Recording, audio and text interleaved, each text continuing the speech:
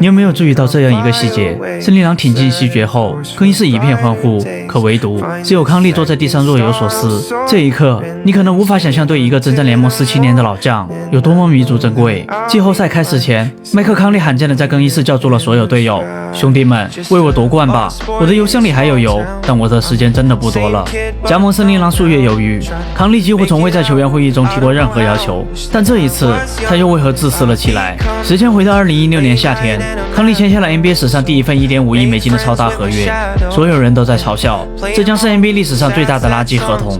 巅峰赛季，康利有过20.5分、3.5个篮板和6.3次助攻的贡献，他黑八马刺，大战雷霆三少，成了当年那支铁血军团的指挥官。除此之外，康利可以说是 NBA 打球最干净的人。进入 NBA 17年，他一共获得世界体育道德风尚奖，职业生涯连一次记犯的也没有。从角色交易到森林狼，他甚至还包办了球队的录像课。去客场的航班，康利总是习惯坐在爱德华兹旁边，给他讲解录像带，里面全是爱德华兹打挡拆失误的镜头。主教练芬奇甚至考虑到康利的年龄问题，一度向后者提出：“你可以不打背靠背，没关系的，我们队内有很多年轻人。”但康利拒绝了这个提议。没事，我还能打。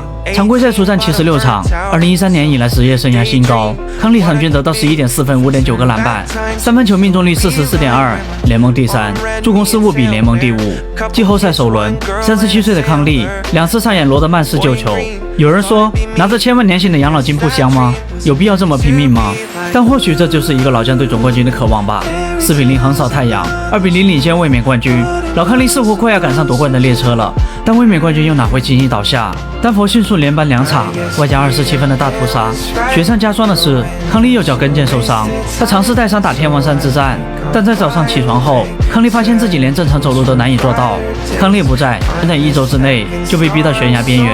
系列赛G6上午，康利一直在接受治疗。跟腱的伤势不是休息2天就能康复，在运球起步蹬地的时候仍有些吃力。回到更衣室，队友问他感觉怎么样，不好，但还不错。